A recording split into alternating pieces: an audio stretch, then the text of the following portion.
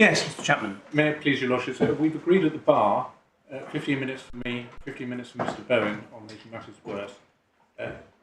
Does that accord with your... Well, thank you very much for the agreement. We'll see. Thank you, Lord. If we don't finish this afternoon, we will, as things stand, be sitting on Friday. Okay. Thank you very much. I should add my apologies, my lord, for taking too long. The difficulty is, I don't want to moan about this, the difficulty is we rely on the experience of counsel. Ample time has been allowed for this case, and it's just disappointing. And the consequence for future cases is that the court feels obliged to be entirely prescriptive, which is to be avoided if it can be. My lord, I propose to deal with matters briskly then. Thank you. And I won't turn up every page, but I will give your lordships the reference for the proposition unless you invite me to do otherwise. My lord, in terms of threshold, I will complete my submissions in this way. There is a further definition of what might satisfy the threshold by Lord Justice Lewis in the case of AB in Worcestershire, which I referred to earlier, and this is at paragraph 71, approving of the way the judge below had phrased it. She correctly considered whether, in all the circumstances, the reported treatment amounted to actual bodily injury, intense physical or mental suffering, or humiliation of the severity required. And we rely upon the reference there to actual bodily injury, which chimes with what Lord Hughes had said, and also, of course, the humiliation. Yes. Okay, thank you. The second submission is that risk, whether that, my lord, should be an additional factor, bearing in mind that the reference to varies according to the circumstances of the case, whether risk is something which should be incorporated. I have not found any authority which says so in terms, but both parties have referred to risk by reference to the criminal courts, as I mentioned earlier, in those two criminal cases of Terrell and Cheshire. And therefore both sides seem to have accepted that risk of future harm is a factor which could and should be incorporated into all the circumstances of the case. Who is right about what the level of that risk is perhaps matters somewhat, but less than the principle that risk is a relevant factor. Sorry to interrupt, isn't that quite important, though, the level of risk? It is important, but I start with the proposition that it is a factor at all. My lords, the second proposition is this, that the police cannot rely upon their failure to have properly assessed the risk to deny that risk occurs, and I rely on this from the case of Kurt and Austria, which is in the supplementary bundle at 1086, albeit in the context of an Osmond case, where the judges said, as the court had confirmed in Talpis. Sorry, page again, sorry. 1086, paper 1088, electronic, I hope. Paragraph 147. Thank you very much. And I rely on the last sentence. As the court had confirmed in Talpis, the failure to properly assess a risk of life or health could not be relied on to deny knowledge of the existence of a threat.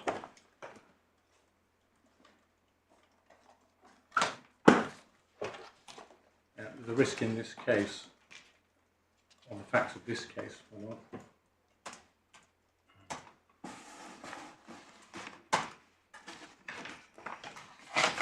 yeah. Based on what DCLB knew or should have known, was that the downloader was probably in this family, probably identified as MP, had a sexual interest in children, and that he had broken the law to satisfy that risk in a family which he should have known and did know, in fact, had a history of serious abuse in that family, where the police own guidance points to risk of escalation from minor to serious sex offences, even among child offenders, and he had not assessed properly the risk of opportunities to move to contact offences, and he had not appreciated that CJ/PJ were regular visitors, as the judge found at paragraph 19 of his judgment. Nor had he appreciated that the pictures in the that the indecent images were of boys of similar age to CJ/PJ. Those are relevant factors that we say should have been incorporated into assessment of risk, and risk, we say, is a part of the criteria for threshold.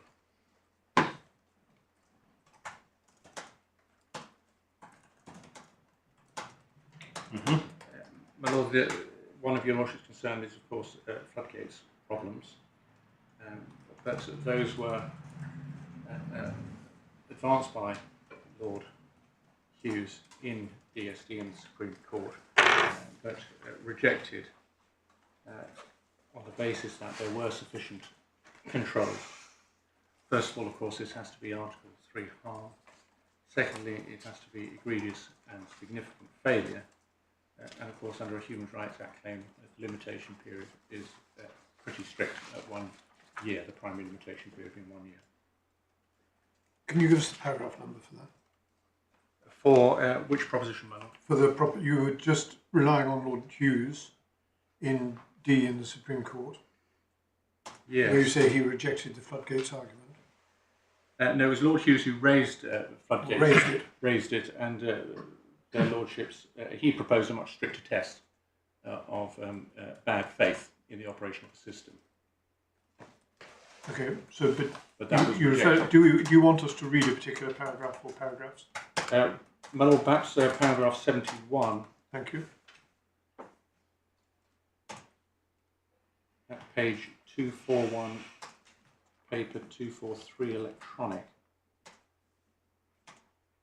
The final passage in that paragraph. There is no reason to suppose that the existence of a right under Article 3 to call to account egregious errors on the part of the police in the investigation of serious crime would do other than act as an incentive to avoid those errors and to deter, indeed eliminate, the making of such grievous mistakes. So the suggestion there is that not only is floodgates not a problem, but the proposed tests and controls would actually improve matters. So paragraph 71 is whose speech? Lord Kerr. Lord Kerr. Kerr. Yes.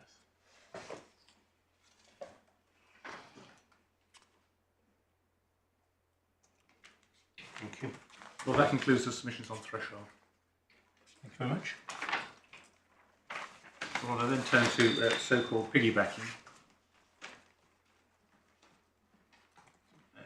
As I indicated earlier, we object to the characterisation of the claimants bringing their claim on this basis of threshold of the children in the pictures as piggybacking, because it implies the hijacking of other people's Article 3 rights. And we say that's not so, because, and I'm quoting Lord Justice Laws at paragraph 67 in DSD in the Court of Appeal, the focus is not on loss to the individual, but on maintenance of a proper standard of protection. The Court is concerned with the state's overall approach to the relevant convention obligations.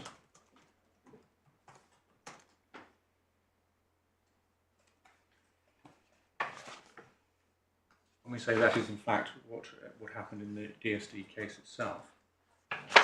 Two victims, war boys, one was earlier in 2003, the later NPV in 2007. The second victim was entitled to rely upon the failures to investigate the offences of rape on DSD, and the way that was dealt with is set out actually in the Court of Appeal DSD at paragraph 75, that's page 754, paper 756 electronic.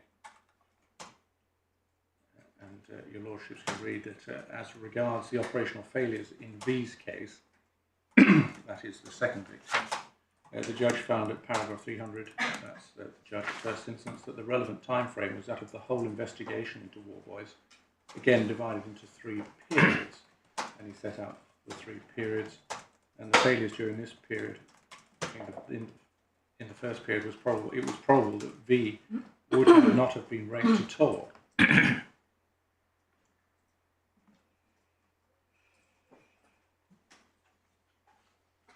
of course, at that time, in relation to the first victim, the second victim was obviously not identified.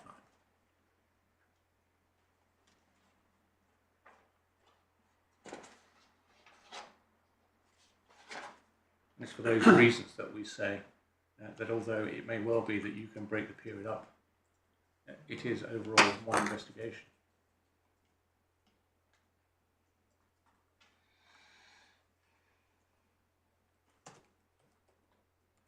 My Lords, I did refer, there is in the additional bundle of authorities a case of O'Keefe and Ireland, application number 358109 S, that's the supplementary bundle 1588. I refer to that because that is a serial victim case where the facts were that the pupil had been abused, a pupil had been abused by a teacher in 1973 at a private school in Ireland. But previously, there had been a complaint by another pupil in 1971, which had not been reported by the school authorities. In the event, the claimant only made a complaint to the police much later in 1997, and it was held that there had been a systems failure in relation to regulating the private school in ways which would have provoked an identification and reporting of the initial complaint, such that she could rely upon that. But there had been no breach of the investigative duty because the first the state authorities knew anything about her particular complaint was in 1997, so that's a kind of reverse situation. I missed the reference. Could you give it to us? In the supplementary authorities bundle. It is in the supplementary authorities bundle at 1588.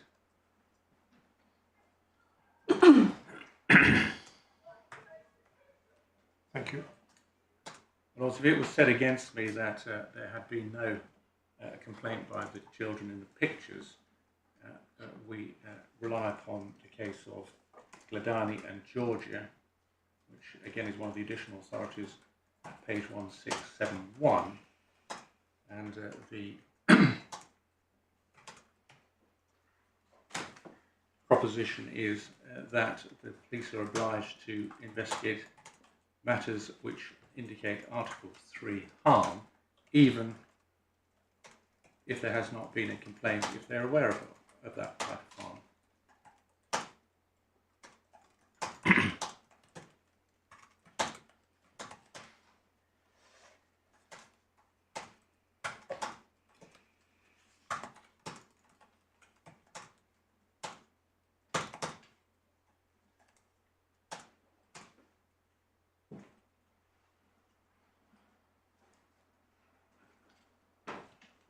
Also, those are the propositions I propose in relation to piggybacking, so-called, dealt with by the judge at 121, paragraph 3.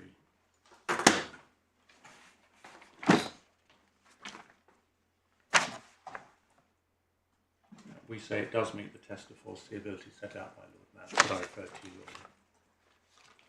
earlier. I referred to you earlier to the test of Lord Mance in relation to the foreseeability, and we say that clearly this would meet that test.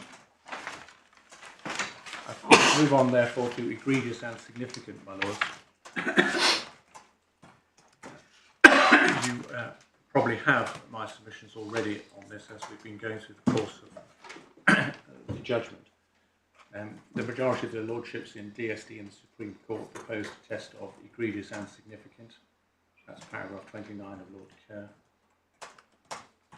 Lord Hughes, at paragraph 136, proposed a different system of a different test, operating the system in good faith and with regard to the gravity of the behaviour under consideration. Given my submissions about the lack of integrity in relation to D.S. Ellaby for the entire period, we say we would in fact pass both tests, but it is in fact the egregious and significant test which is the one we say this is less than gross negligence, which is referred to as a suggested not test, if you like. That's the higher bound in Osborne at paragraph 116, at page 308, paper 310 electronic, and I think quoted by Lord Hughes at paragraph 111 in DSD in the Supreme Court. For the reasons I've given, we say it was against the weight of the evidence to hold that the egregious and significant failures were simply in the second period, and that had the judge made the additional facts that we say he should have done, it was untenable.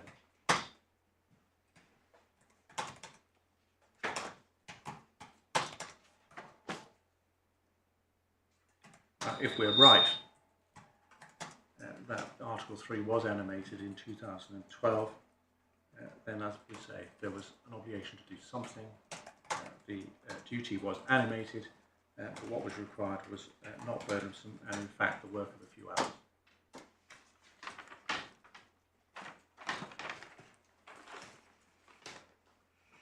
That work being Attending at 8 o'clock, the family, seizing the computer, returning, filling out the storm log, the occurrence log I think it's called, and submitting the computer for forensic analysis, and making an entry on the system that NP was the most likely suspect. If not on the 21st of December, then by February. That was the judge's own finding.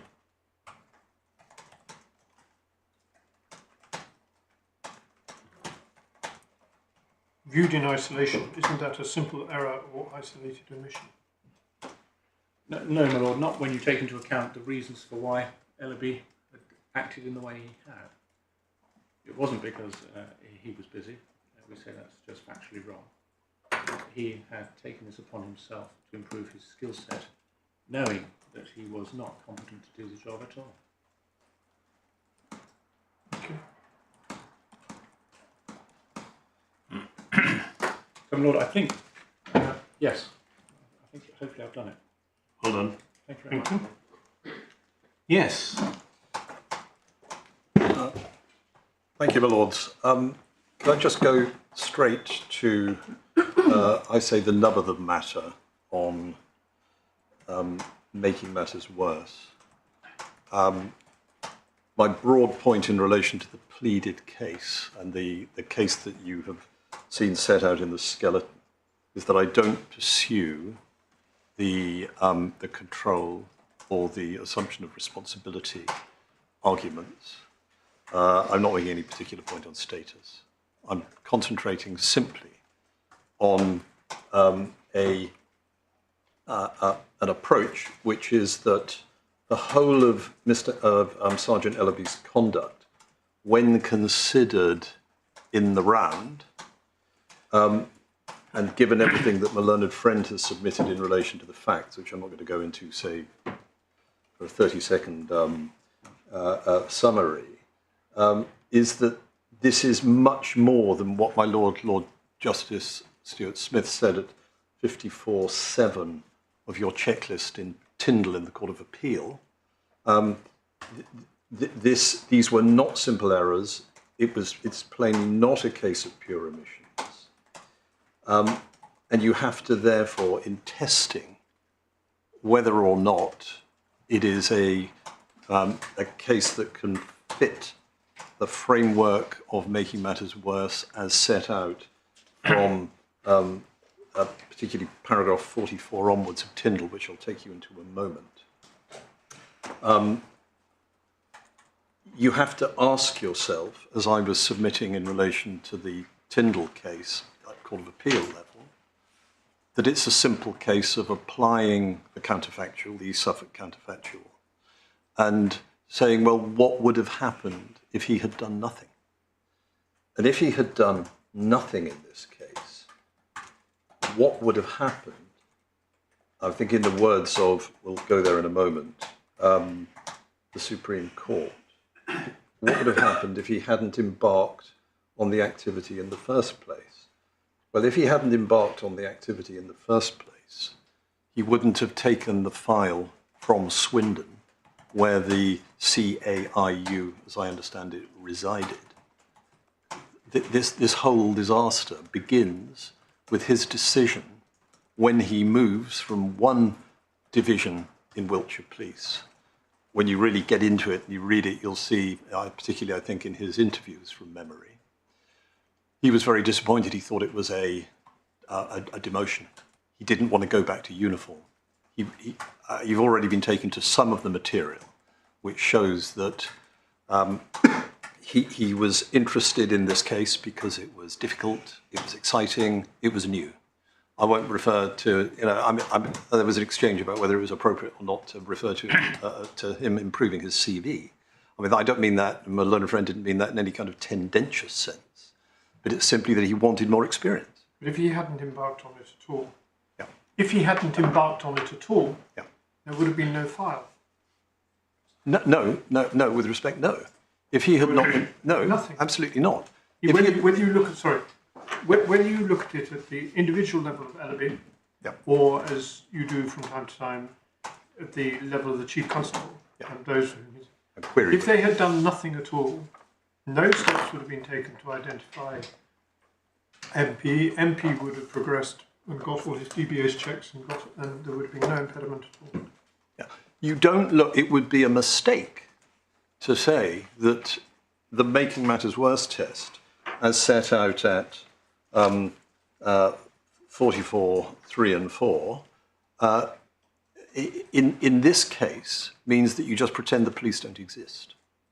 You look at, I'll read it. Well, they don't turn up. It's like the fire brigade not turning up. Well, they just don't turn up. Yeah, okay. This is, well, can we just look at 44.3 and see what the judges said in the Supreme Court? The difficulty in drawing the distinction between making matters worse and failing to protect from harm is how to identify the baseline relative to which one judges whether the defendant has made matters worse, reference to Sandy Steele, details of article given. The cases show that the relevant comparison is what would have happened if the defendant had done nothing at all and had never embarked on the activity which has given rise to the claim. Now, the activity which has given rise to the claim are the positive acts which made matters worse, carried out by Sergeant Ellaby, for all of the reasons that have been set out so fully by my learned friend. The starting point... But now you're changing the goalposts. You're now talking about positive acts.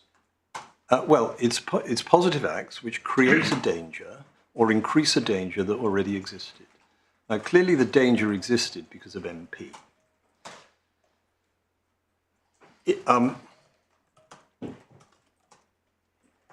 You cannot simply take the entire police force out of the making matters worse equation. Focus in, I mean, these cases are always going to vary slightly from one to the other. Never embarked on the activity which has given rise to the claim. The starting point is that the defendant generally owes no common law duty to undertake an activity which may result in benefit to another person. So it's only if carrying out the activity makes another person worse off than if the activity had not been undertaken that liability can arise. Now, the activity that was carried out here was by Sergeant Ellaby. If that had not happened, if he had simply done the sensible thing, which is clear on the papers, clear on the IPCC analysis, clear on the judge's findings, what he should have done was left it in Swindon, insofar as he takes it away with him, and you understand all that follows, he should then have realised there was reasonable foreseeability is not a problem in this case. It was a problem, obviously, and that's why we lost. The outcome was to dismiss the appeal in Tyndall because of what the police officers knew or ought to have known. But what Sergeant Ellaby ought to have known, and this is clear from, so it is I mean, I conceded paragraph 59 of Tyndall that the normal foreseeability test was required, which traditionally is relatively low. But it's what he knew or what he ought to have known. Now, I dare say it's in more places other than paragraph 18, which sets out the outcome hearing. But it's significant that Ellaby had an understanding of how important it was, for instance, for records to be updated. What you said, my lord, yourself, was the high point of our case in relation to, I think, the finding at, was it 63.5 from memory, in relation to having to make the really important entry onto niche, which would then go onto the PNC, which should have been done by January or February. That was simply not done. And in the outcome, core page 85, I don't need you to turn it up, but you'll be familiar with it. You rightly pointed out in your interview that you knew that there was a likelihood that you had recorded things that you should have done. You should have done. Those in charge of issues of child protection would have potentially had access to information that could have helped them to protect the vulnerable. You have to live with that decision. Then at the end of 18 of the judgment, this indicates how seriously the panel viewed D.S. Ellaby's failures and underpins the claimant's contention, in this case, that what D.S. Ellaby did and failed to do can properly be described as egregious. Now, whether it's egregious for the purposes of my negligence argument doesn't matter so much. What matters is that it is not simply ineffectual behaviour. And I'm not saying for a minute that that principle doesn't exist. I am simply relying on what the Supreme Court have now said is the test, that one looks at what would have happened if the defendant had done nothing at all, not that the defendant didn't exist, and never embarked on the activity which has given rise to the claim. It would be completely, in my respectful submission, unrealistic to say here that the causing harm argument has to assume, as in the fire brigade case, that there was no engagement at all.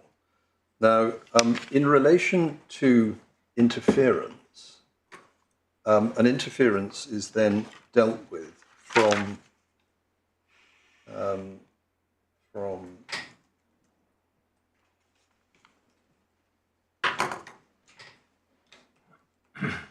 it starts at paragraph 50. I think it goes then right to the end of the section. We don't need to look at that. I accept one of the points that's made against me, which is that on these facts, he didn't stop another person. He effectively prevented it himself. So it falls some way between what the Supreme Court say at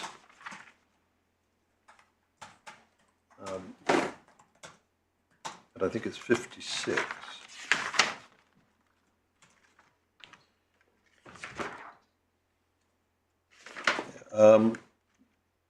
Talk about Bradshaw and McBride's misgivings. It follows from first principles. It's simply a particular illustration or manifestation of the duty of care not to make matters worse by acting in a way that creates an unreasonable and reasonable foreseeable risk of physical injury to the claimant. There's no reason in principle why the conduct which creates this risk should not consist in acts which are foreseeably likely to have the effect of putting off or preventing someone else from taking steps to protect the claimant from harm. Now, of course, turning off the sprinklers, there wasn't anybody else. This is a little like turning off the sprinklers. What he does is, because of his failure to keep it in Swindon, his failure to do the decent thing, and we've got all of those either evidence or findings. The findings weren't as strong as we say they should be. Those findings should have reflected the self-serving aspect of his activities, his lack of transparency, his evasion of supervision, the fact that he knew perfectly well that his experience was totally inadequate, and that he was retaining it for all of the wrong reasons. No, that is not. This is simply, my lords, not a Gorringe case. It is not a Stovin and Wise case. This is a case where I am not stuck in the middle of the wood. All of the analysis that you see, please tell me when the 15-minute bell goes. The analysis in between paragraphs 76 and 83, call 110 to 114 of the judgment, is on the basis of the law as it was. Tyndall was fatal to this Tyndall in the Court of Appeal. Well, I'll be personal. Lord Justice Stuart-Smith was fatal to my argument, and you know, fair dues, absolutely. But now that requirement for an OLL-style Lord Justice May positive act no longer exists. The making matters worse concept has been clarified. It is in line with what I said in a rather woolly, I dare say, way when I opened Woodcock. Is part and parcel of the flexibility that is within the system. But it is not a passport for every case to suddenly be remodeled. This is not post-Tyndall in the Supreme Court, my lords, a failing to confer a benefit case. The simple fact is, when one looks at everything in the round, takes into account the guidance about what should have been done, the point about early action is written up large in the guidance. Of course, there was an awful lot that Ellaby didn't know because he wasn't trained. But the key point is he knew that he shouldn't be doing the job. I don't think you've got the reference. I won't go to them, but the passages that the learned friend read out from, I think, around about 150 to 151. 2 minutes? Right. 150 to 151 of the IPCC report are reflected in the actual sections or extracts, rather, from the transcripts, which you see at, I think, 222 to 226. Let me just get that. Yeah, references to Nick Elton, that was his supervisor, 221 to 226. Particularly 223. It wasn't just a case, which doesn't come over slightly from from one passage in the judgment, which is that having closed the case, having taken what I said was the positive decision, my positive decisions, I think, are at 66, 1 to 3 of the bundle. Having closed it, that wasn't it. He had to go into the system and regularly, I don't know how regularly, but regularly stop other people looking by extending the date. And I mean, having said I won't look at it, I think it's 223.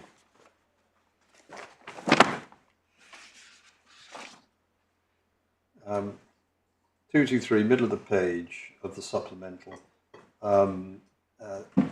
JS, I think that was the Federation representative.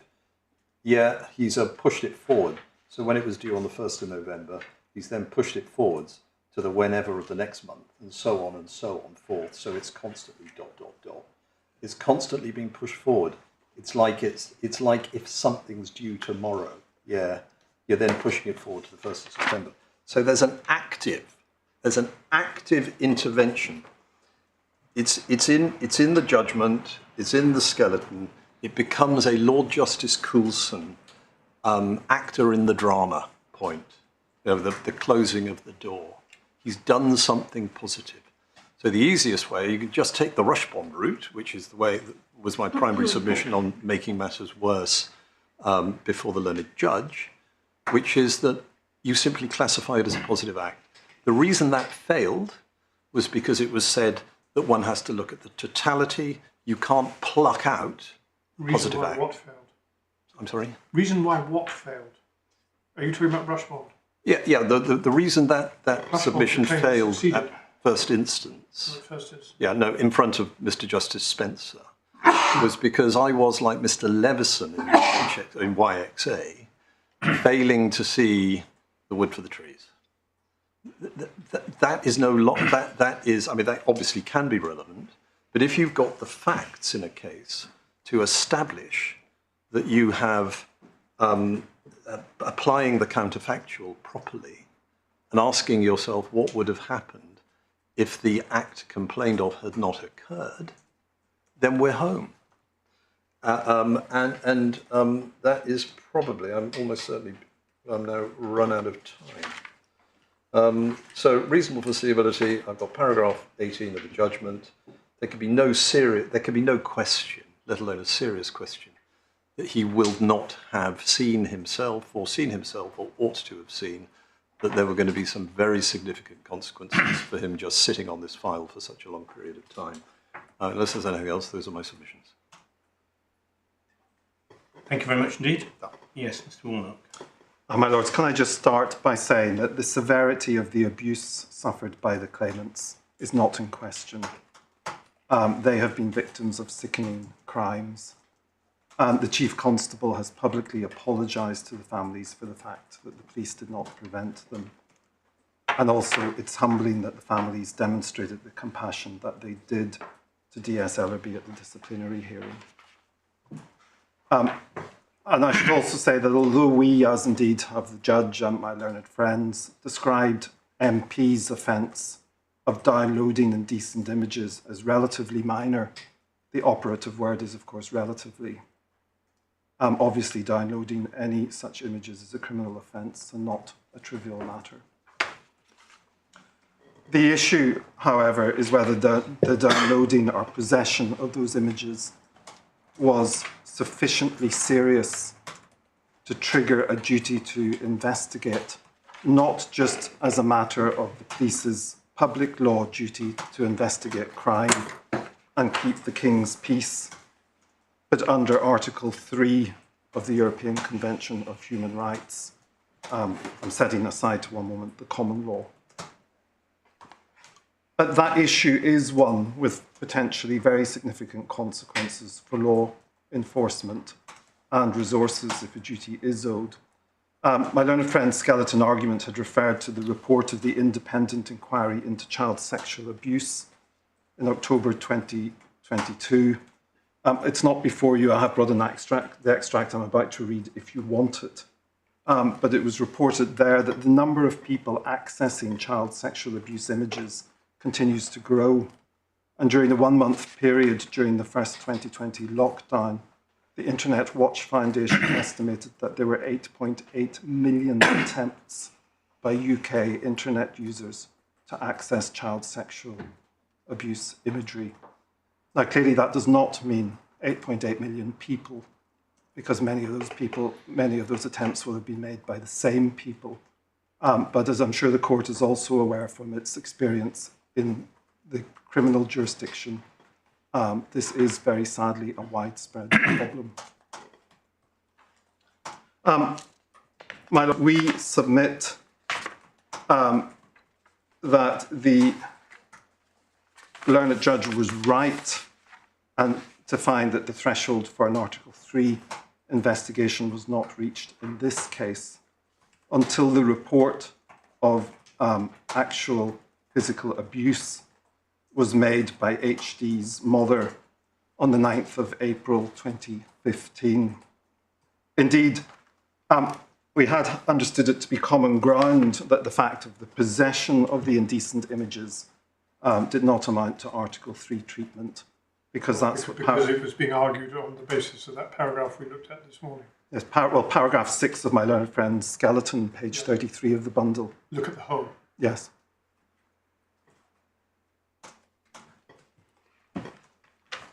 My lords, I had been, but I think for completeness sake, I don't think I need to refer to it now because of the concession that was made this morning that but for causation is not enough. But my learned, the European Court of Human Rights have in fact themselves made that point in relation to the operational duty, and there's no reason it should be any different in relation to the investigatory duty. In fact, X in Bulgaria says not. But for the police breaches in Van Kol's case, the murder could have been or might have been prevented, is not enough to establish liability. Would your lordships mind if I handed it up? Yes. I'll give you the extract I quoted from the report of the independent child sexual abuse inquiry as well.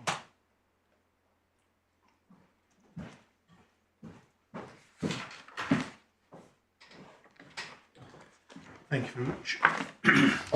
It's the facts of Van Kol, I'm sure the court will be familiar with. It was an alleged failure under Article 2 to prevent a murder of someone who was a witness in a relatively minor offence of theft. But there had been lots of missed opportunities by the police in the lead up to it in relation to allegations about witness intimidation, allegations of fires which had been set off, which were, if they'd investigated, they could have discovered had been done by the perpetrator. But none of those were sufficiently serious to put anybody on notice that there would have been a risk to life. And at paragraph 104, the court said the applicants, paragraph 104, the applicants nevertheless underlined that had DC Ridley arrested Mr. Brougham on witness intimidation charges, Giles Van Kol's death might have been avoided. However, since it has been established that there was no real and immediate risk to the life of Giles Van Kol, this proposition of the applicants amounts to stating that the Osmond test is a but-for test of state responsibility, which even the applicants have accepted. It is not.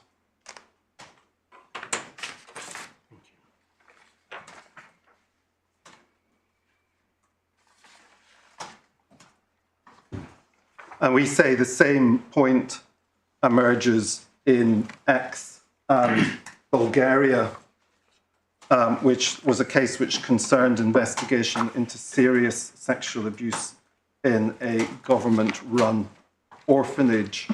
And the report's at page 345 of the main authorities bundle.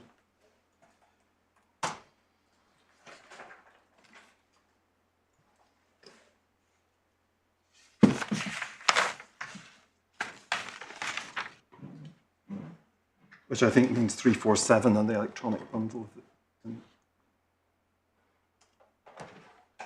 Yes, thank you. And at paragraphs 176 and 177 on page 397.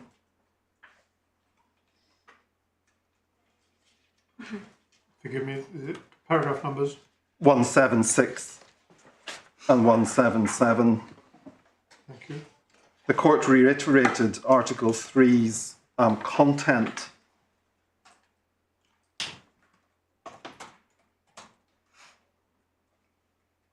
And at 178, it said that there were three positive obligations within it. Firstly, an obligation to put in place a legislative and regulatory framework of protection. Well, there's no suggestion that's not the case here. Then secondly, in certain well-defined circumstances, an obligation to take operational measures to protect specific individuals against a risk of treatment contrary to that provision. That's the Osman threat test. And thirdly, an obligation to carry out an effective investigation into arguable claims of infliction of such treatment.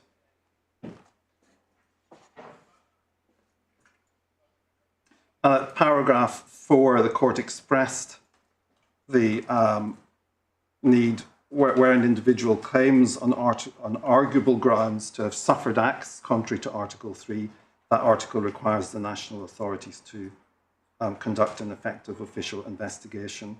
So there has to be conduct which falls within Article 3. I accept there may be cases where it doesn't have to be the individual themselves who reports it, but one has to have conduct which falls within Article 3. And indeed, that's how the court approached this case. They looked at whether or not, first of all, the threshold in relation to the serious, in relation to Article 3 was met, as indeed it was, by the serious abuse which occurred in this case.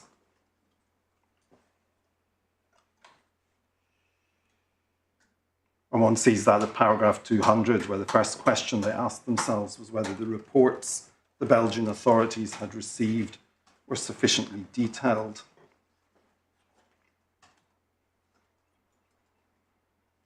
And then passed on in relation to the Bulgarian authorities.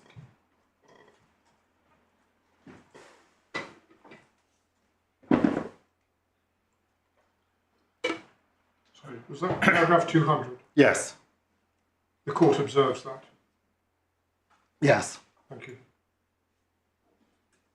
And then at 201 it says that in that light they were faced with arguable claims, and then that meant that the duty was triggered.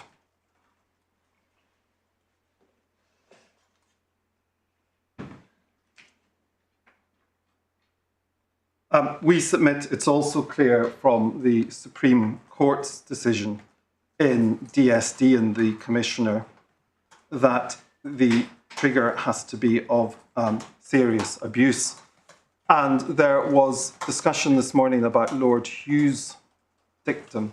And of course, what Lord Hughes was doing there was Lord Hughes was advancing an argument as to why he saw danger in making the threshold not require systemic failings.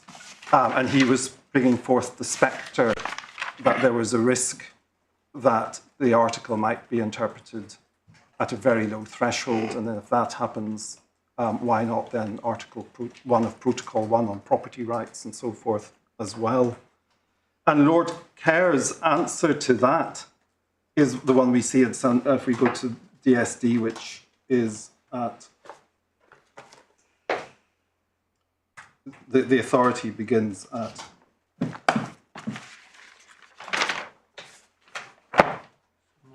Begins at 215 in your electronic yes. bundle. Thank you, 215. But it's at paragraph 53 of his judgment on page 237. Lord Kerr at paragraph 53 was responding to Lord Hughes' argument and saying, well, this is not actually realistic. And part of the reason for that was because he was saying of the need for egregious breaches. But if one goes back to paragraph 6 on page 223 of the electronic bundle,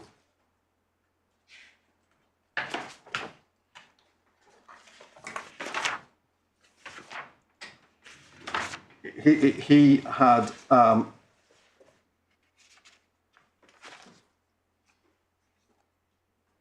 Sorry, what was the paragraph? Paragraph 6. The principal issue. Yes. He said that it's accepted as a general duty to investigate ill treatment which amounts to a violation of Article 3.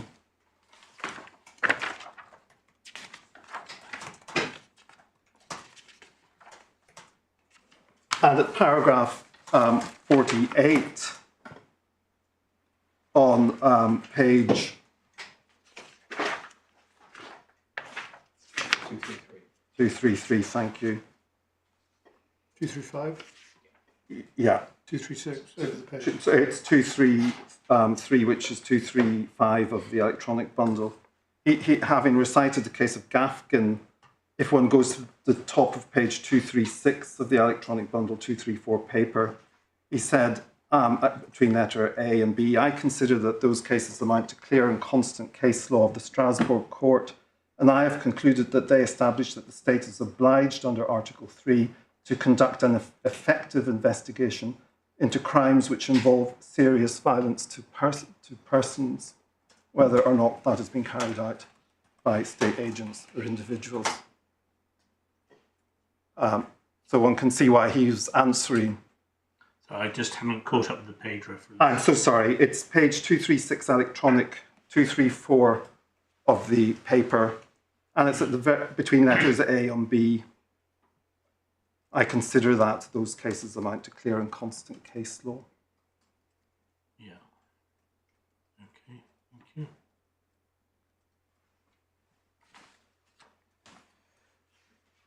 And we've set out in our skeleton similar statements from Lord Neuberger and Lord Mance, who clearly saw the issue as one which only arose in cases of serious violence.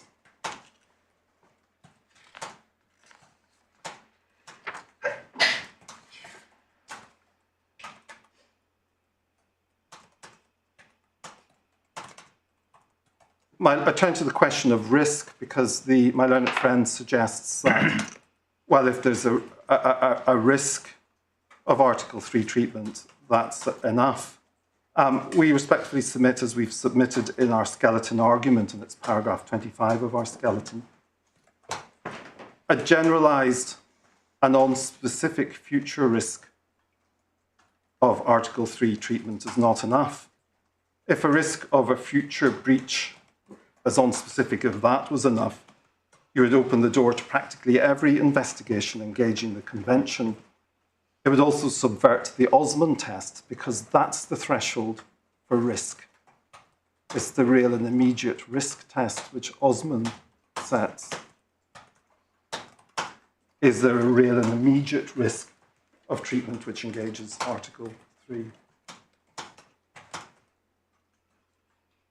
And for the reasons we've submitted, it cannot be reasoned that because someone has shown an unhealthy interest in looking at pictures, that there's a real and immediate risk that they're going to go on and engage in contact offences. And that's where we rely on R and Tyrrell. There would have to be something more than that.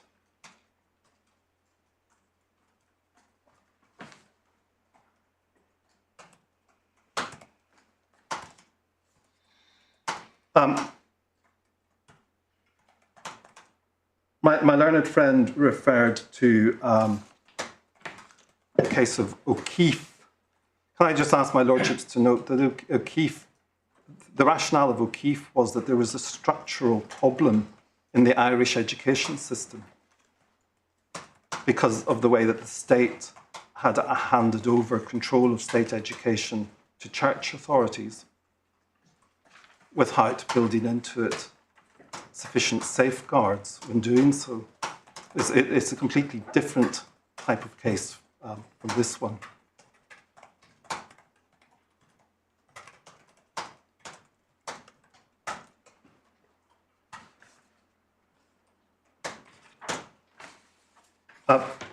In relation to egregiousness, we respectfully submit that the approach the judge has taken is a realistic and correct one, and my learned friend's submissions fall into the error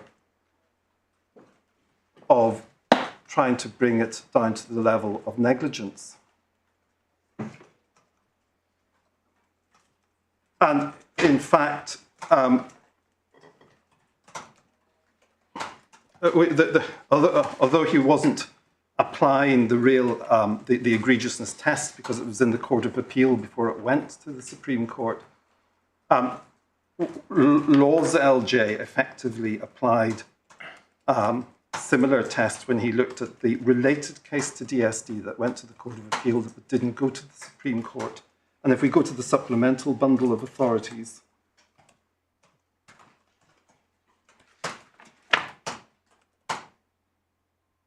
at page 143, and I'm not sure if that's electronic or paper, I will confess. Are you looking at D in the Court of Appeal? Yes. More like 747. Yes, that does seem like I've got a wrong reference. Thank you. Yes. It's where I want to go to.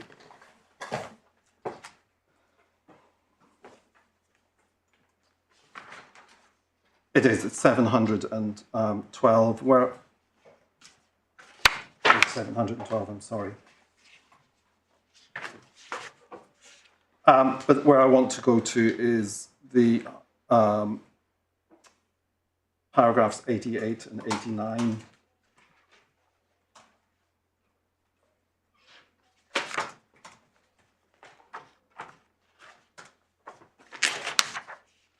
where he deals with the related case, which was, I think, called Koraku.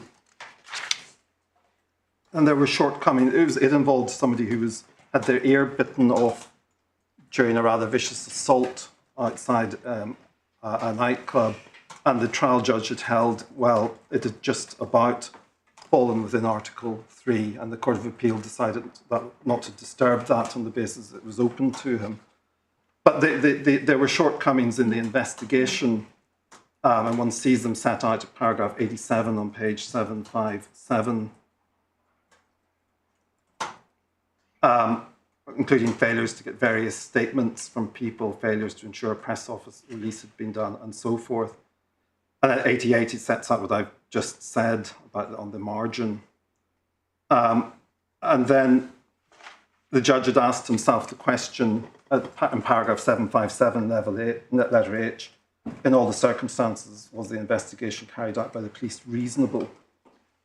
This was not the most serious of cases, and each of the allegations made by the claimant has a large question mark hanging over its reliability. It was therefore not a case where, in my judgment, it was being reasonable to leave no stone unturned, and so forth.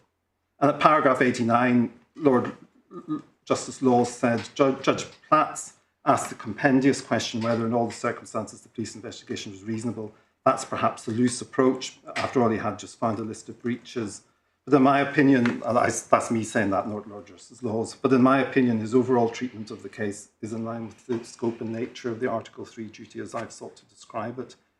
The duty is first and foremost concerned not with the effect on the claimant, but the overall nature of the investigative states to be taken by the state. And the state enjoys a margin of appreciation, a margin which widens at the bottom, but narrows at the top. Judge Platts has weighed the proved deficiencies of the investigation, its difficulties he found them to be, and the gravity of the case that cannot be faulted. It's not, I agree, all similar, and of course the Supreme Court have defined the case as egregious, but nonetheless, one sees the thinking, and we submit the judge's approach in this case was entirely open to him.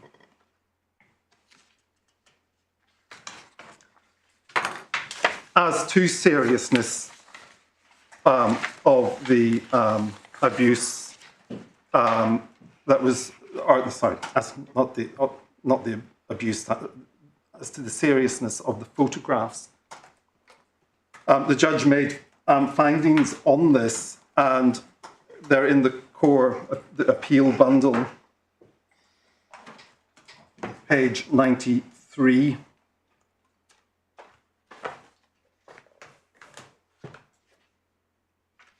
Sorry, page 116, page 116.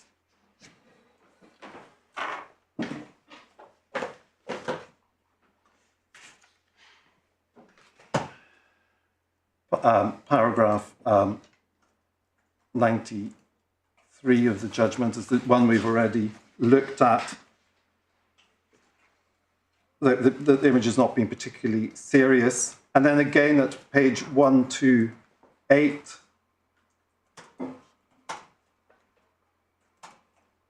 in paragraph 121,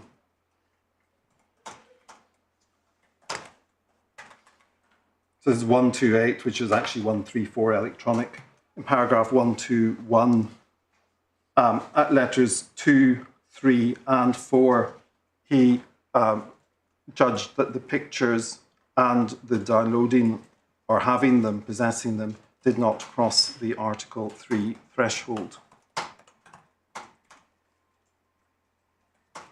And we submit that those were findings that were plainly open to him.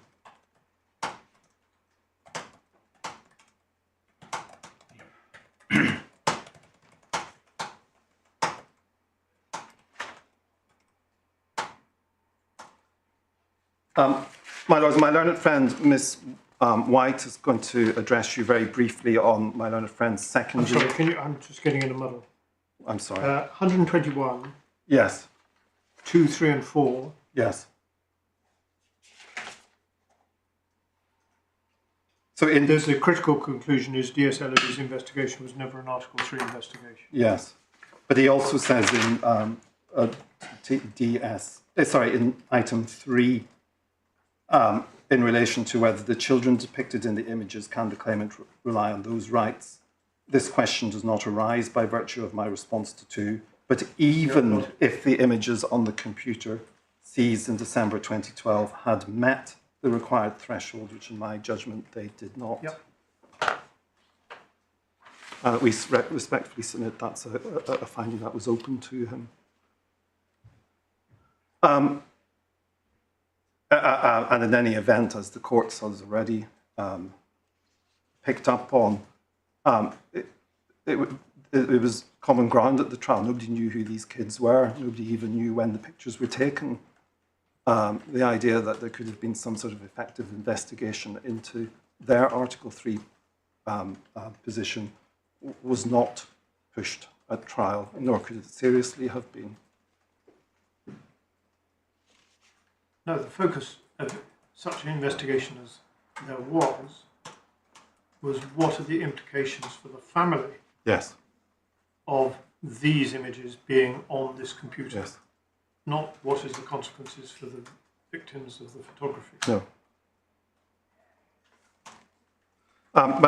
So that my learned friend Miss White can finish on the secondary points that were being made, or as they're put in ground 1, 2, in relation to the operational duty and systems. Can I just deal briefly with the common law, and then you'll have heard the last of me. You'll probably be pleased to hear. Yeah. The only point, as I understand it, still being pursued is the making things worse argument. It is, of course, because much is made about, in this argument about it said, well, DS Ellerby made a positive decision. Misfeasance is not being alleged in this case. It is a case which is being put in negligence. And alleging that somebody has negligently made a positive decision not to do something is merely another way of alleging that they've omitted to do something.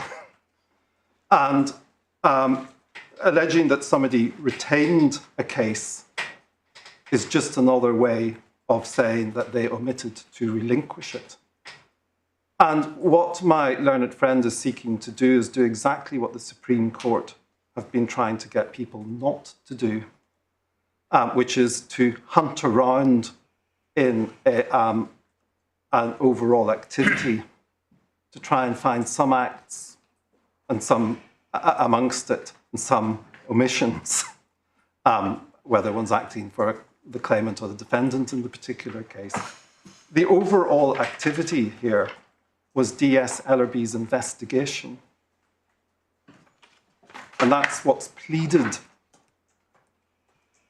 as the activity to which the breaches are alleged in the particulars of claim. And if one asks oneself, well, had there not been a DS Ellerby investigation, would this abuse have happened? Well, then plainly the answer is yes, it would, because the risk comes from MP, and DS Ellerby's investigation was an opportunity to stop him, but didn't create that risk.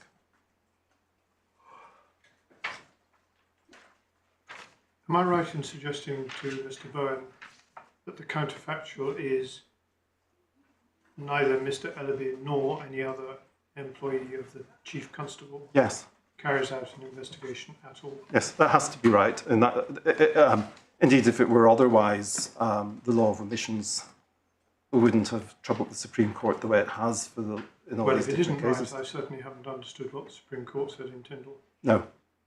And indeed, when your Lordship will recall, when the Supreme Court overruled OLL, they looked at different services as one unit. So there would have been no need to overrule OLL if you could have said, well, if employee A hadn't failed to do something in the Coast Guard, employee B might have done it. But, It all depends on which baseline you take, really. It's the old starting point.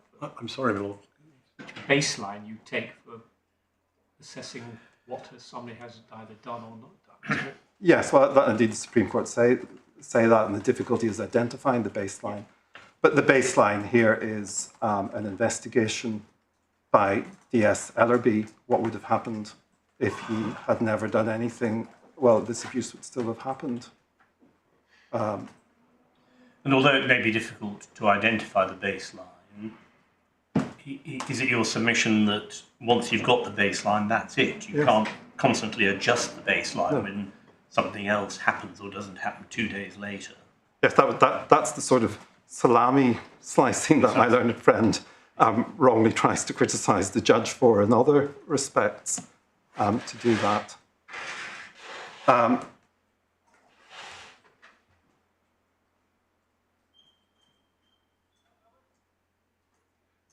It also, we submit, and we deal this in our skeleton, the duty assumes what it seeks to prove, namely that Mr. Ellerby had a duty to do something in the first place. In other words, to hand it on to someone else. We say this is actually equivalent not to turning off a sprinkler, but to failing to turn it on in the first place.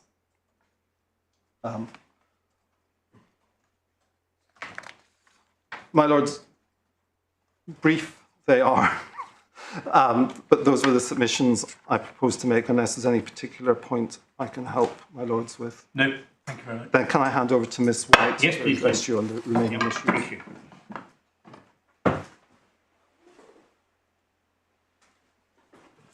Yes, Miss White. May it please your lordships, I address ground 1.2, which is the claimant's 3 alternative pathways to Article 3 liability, alternative, that is, to the investigative duty, which my learned leader has addressed.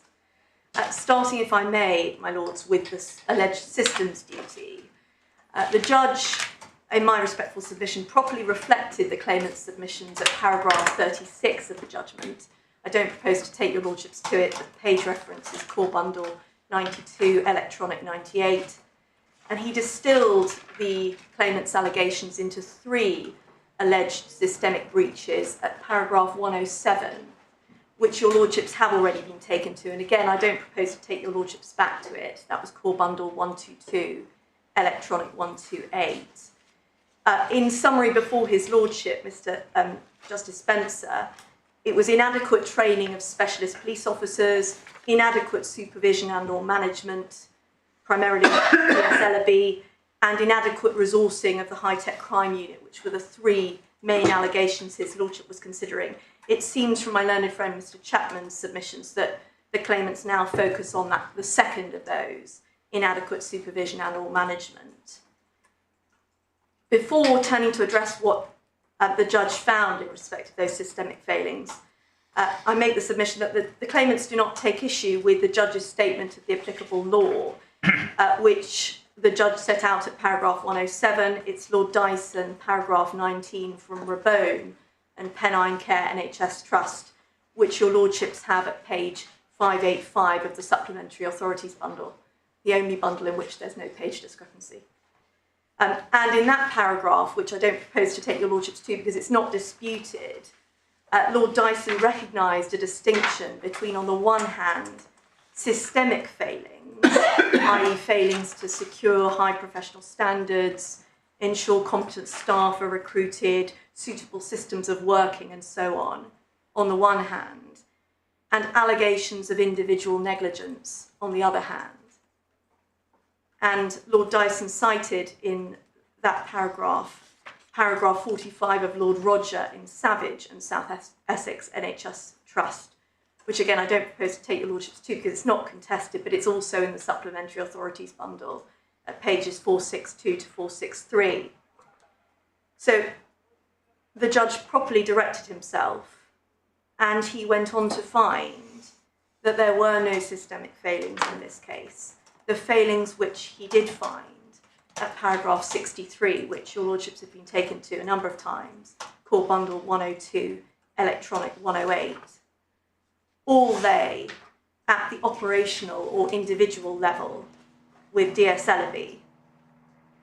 In summary, and these are the Roman numerals 1 to 5, from 5 onwards the judge was dealing more with causation, but certainly 1 to 5. In summary, these were that Sergeant Ellerby should have ascertained how long the high-tech crime examination should take. He should have interviewed those with access to the computer. He should have taken advice. he should have entered MP as a nominal on niche. The simple point is that those were all findings of an individual operational nature, not a systemic nature.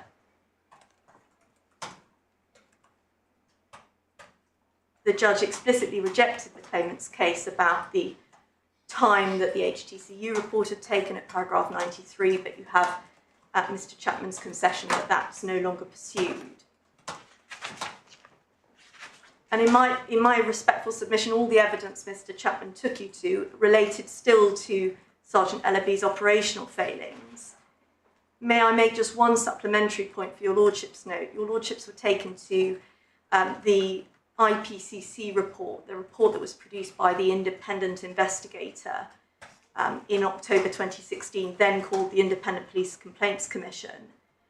The terms of reference of that investigation, which your Lordships will find at page 145 of the supplementary appeal bundle, electronic 147, included considering and reporting on whether there was any organisational learning, whether any change in policy or practice would help to prevent a recurrence of the event, incident or conduct investigated. And the IPCC identified no such learning. That was paragraphs 130 to 133 of that report, which is Supplementary Appeal Bundle 158, Electronic 160. So the independent investigator had found no systemic failings. Of course, that wasn't binding on the judge, but the submission is that he had all the material available to him. He certainly had Ellaby's interviews, and he reached a perfectly proper conclusion applying the law correctly, that this was negligence on the part of an individual. Turning to the alleged operational duty, which is said to have existed from February 2015.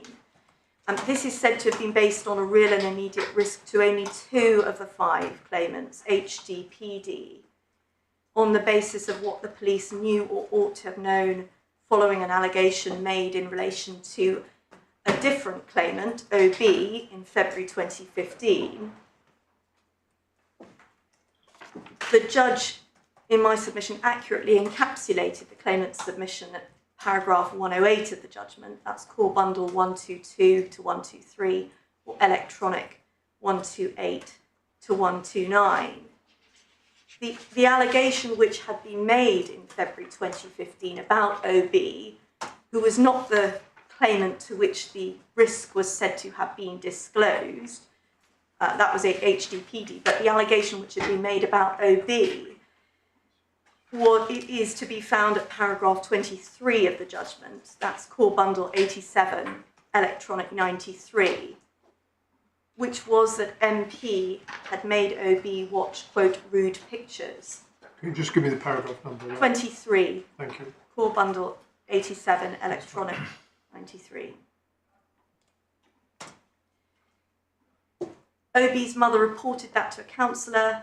That led to it being reported to the police, and an investigation commenced by the defendant's child abuse investigation team. MP's contact with that claimant, OB, was immediately terminated. So that is why no claim is made in relation to him. But it is said that there was nevertheless a risk to HDPD, and the judge's reasoning in rejecting this alternative pathway is to be found firstly in paragraph 119, which is core bundle 127, electronic 133. And my learned leader has already touched upon this. So 119, did you say? Correct. Paragraph 119 of the judgment, which is core bundle 127, electronic 133, that for a duty to arise to take operational measures to prevent Article 3 treatment, which in this case it's being suggested is the sexual abuse of the children, HDPD, for that duty to arise, the risk of conduct engaging Article 3 must be known to the police at the time of the alleged risk. And it was that finding plus the finding in paragraph 121, Roman numeral 4, which my learned leader took you to just shortly before, which is core bundle 128, electronic 134, which explicitly referred back to the claimant's submissions at paragraph 108 on this ground. On the facts of this case, the judge's finding was that the first time such a duty was animated was in April 2015, when the first contact offence was disclosed by HDPD.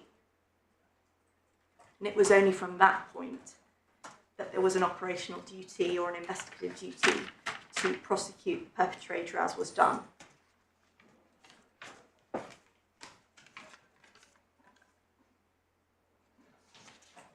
Those in my submission were findings the judge was entitled to make, and again, there's no dispute on the law that the judge applied.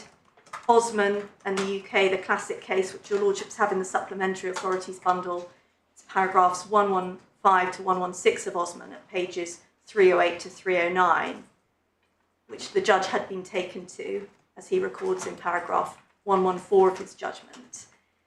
And then, if I may leave your lordships with the paragraph references from AB and Worcestershire County Council, which is perhaps the most recent and most useful statement of the Osman duty by this court, the Court of Appeal. Mr. Chapman took you to the case. It's in the supplementary authorities bundle.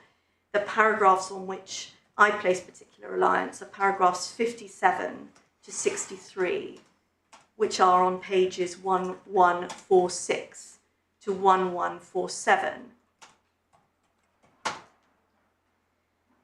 Time doesn't permit going through all 6 of those paragraphs, but from those paragraphs it is clear that what must be established is that the police knew or ought to have known at the time of the risk of a real and immediate risk of someone suffering treatment contrary to Article 3.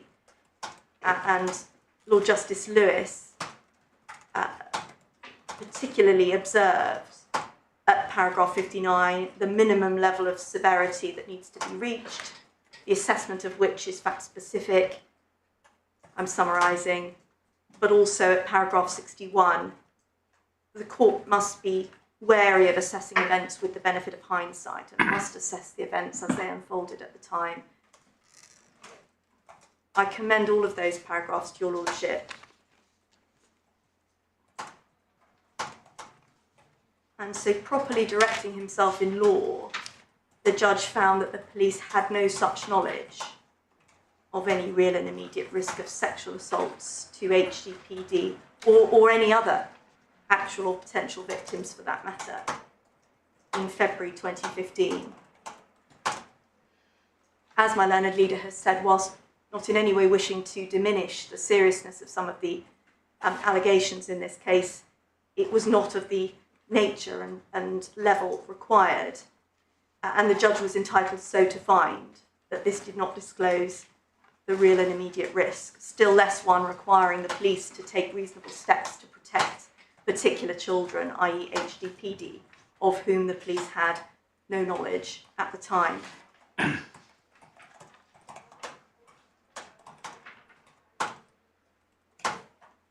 The claimant's skeleton suggests that linking the February 2015 allegation with the indecent images discovered in December 2012 might assist. In my respectful submission, it makes no difference whether or not the two are put together. The judge clearly found that there was no relevant risk disclosed prior to April 2015, and he was entitled so to find on these facts.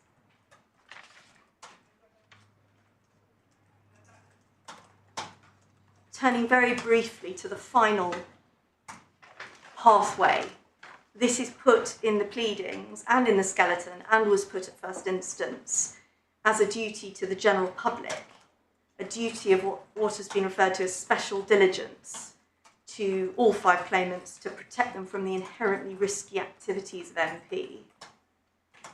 There was some exchange this morning about whether the judge had accurately summarised the claimant's submission that this duty arose from May 2014 when the high-tech crime report came back. That was certainly in the pleadings and it's in the claimant's skeleton for this hearing. And the argument is based on the Croatian case of Blackarge, which the judge cited at paragraph 109 of the judgment for bundle 123, electronic 129. The only point I make in relation to that case, my lords, is that as the judge recognised in his summary of the facts at 109, that the perpetrator in that case posed an obvious, real and immediate risk to life. He was someone who had a history, the head note is in the Supplementary Authorities bundle, page 674, but he was someone who had a history of violent behaviour, a history of possession of firearms, who'd made serious death threats prior to threatening self-harm. The suggestion here is that the identification of MP as responsible for downloading the 8 indecent images posed a comparable real and immediate risk of children suffering sexual abuse akin to the risk posed by the perpetrator in that case was simply not accepted by the judge. And that was a conclusion that was eminently open to him to reach.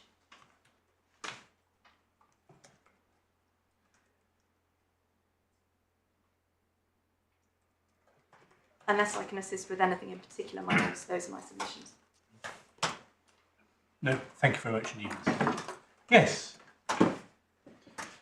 Could I just reply very quickly? Of course. There must, in relation to the baseline point,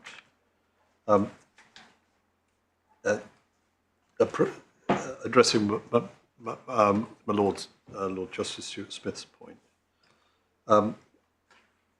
where when the period of ineffectualism, once they've become involved, becomes so long-standing that it becomes the status quo. Particularly given all of the submissions that have been made in relation to what he actually did. I'm obviously being very slow. The period of ineffectualness, so you're positing a course of conduct which is ineffectual in Tyndall language. And then you're saying it becomes the status quo? Yes, I mean, I'm looking. So. Well. No, sorry. No. It's a question. Okay, all right. So. Well, let's just slightly wind it back. If your lordship is right, and I'm stuck with literally the police do not become involved at all, or even that there is theoretically no police force, what on these facts would have happened? I mean, here plainly we are into hypothetical territory, but it's quite easy to see probably what would have happened. We know from the evidence that the grandmother, DG, was appalled at what had happened. She had the meeting, all of the males in the house were brought together, nobody fessed up, unsurprisingly.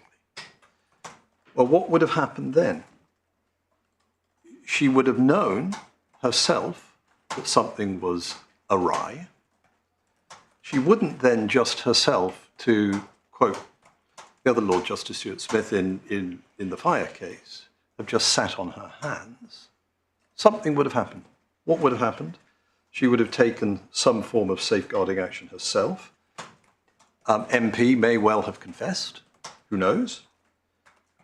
Everybody would have been under suspicion because you find that material on the family laptop. You do not simply just erase it from your mind. The most obvious thing she would have done would have been to call social services. And then social services would have investigated and very possibly, probably, called the police. So whether one looks at the doing nothing situation and approaching it in that way, you could see then, I didn't take you to the part of their lordship's judgment in Tyndall, where they talk about the McBride theory and say there's not an awful lot of difference. They merge. And I think there's also a reference in Robinson to how omissions very much come into this, 69.4 and 70, I think, of where there's reference to omissions in that case. And under those circumstances, whether you look at the baseline as your lordship's purely doing the police absolutely not becoming involved at all, or my preferred option, I mean, you've heard my preferred option in relation to you have to focus in on the activity of Ellaby. But if then my next proposition, which is that the baseline becomes something else, i.e. a long period of inexcusable inactivity, into which one then places all of the very serious actions of Ellaby, which are not merely errors or slips, then under those circumstances, whichever one of those baselines one takes, somebody else is being prevented from intervening in this family. There might have been a confession, there might have been a social services involvement, it might have gone on for some weeks or months, and then the grandmother says, enough is enough, I am going back to the police station. Or it would have been done by social services. So it is not simply, it's not as easy and as clear cut as simply saying, just like in capital and counties, what would have happened if they hadn't turned up at all? I can see conceptually. I'm sorry, the machine stopped working. My fault. Yeah. I can see conceptually how you could have run this case, conceivably, if you'd called the evidence, which you didn't. That simply by turning up, so this is a Tyndall analogy, simply by turning up. This is You prevented the police prevented the grandmother from doing what she would otherwise have done, which you've just been giving us a speculation that she would eventually have contacted social services. But that's not this case. That's not the way this case has been run at any moment until 28 minutes past 3 on day 3 of the appeal. We of course could not anticipate. Mr. Justice Spencer was bound by your lordship's pronouncements. Tyndall came out last week. 54. You had plenty of time to think about Tyndall. I'm sorry to be short. Well, no. I'm talking about when we were running it. I'm not talking about now. When we were running it a couple of years ago. That's what I was referring to then. And in as far as I'm changing my position at all now, I'm making a point that I haven't made before, I'm making it finally in reply. I mean, plainly, your lordship's asked me a question, Mr. Warnock has responded, and I've done my best to find an answer. It is, of course, possible even to amend to plead misfeasance after judgment, but there we go. A bit late. Yeah, well, of course. That might be the misfeasance. Yeah. It might finally get me struck off the wall. Yes. Right. So, I mean, I think, one can just focus in more on 44.3 and 4 and paragraph 49, but your lordship have it, and you have my submissions, and you'll be delighted to know. That is it. I apologise again for my slips of whatever, I don't know what to call them. Misspeaking, possibly. Apology accepted. Don't worry about it, Mr. Manning. Thank you very much, and I'm delighted we are only 2 minutes past the deadline. Thank you very much. Can we just gather around here? Just a little too.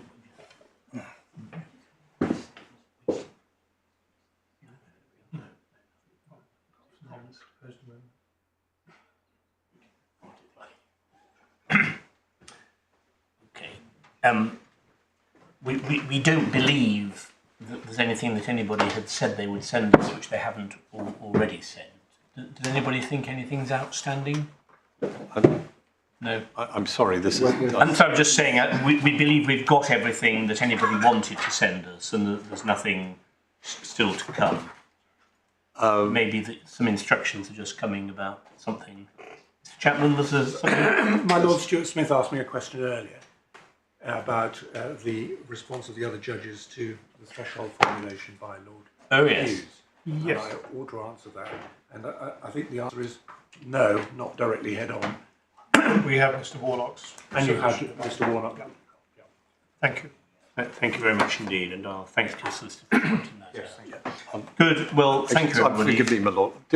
Please forgive Yes. me. I've just been prompted by Mr. Davey. There is just one other thing in relation to Woodcock, and that's the agreement of the grid.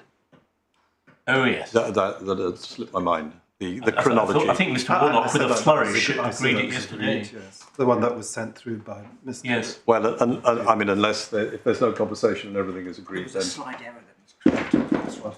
There's a slight error. Mr. Davies spotted one, a small act of self-harm, I think, or there's some error. I don't know what it is, Right. but he'd like to correct that. Well, why not? And- Why not just check with the other side? Yeah, we'll check. And Mr. Davey, and send it through to us as soon as you can. We will do that. Thank you. You'll not be surprised to hear that we will, of course, be reserving judgment in the case. We will aim in the usual way to circulate drafts for counsel to assist with correction of typos and so on, but not to re-argue. And we'll hope that if any consequential matters arise, they can be dealt with in writing, unless anything arises which prompts us to call a further hearing. But we don't expect that. We expect to give judgment remotely. Thank you all very much, Thank you, counsel Lords. and solicitors. Mr. Holdworth, we haven't heard from you today, but we were glad to see you reunited with your band at lunchtime. Don't worry. Thank you all. We'll rise. Court writing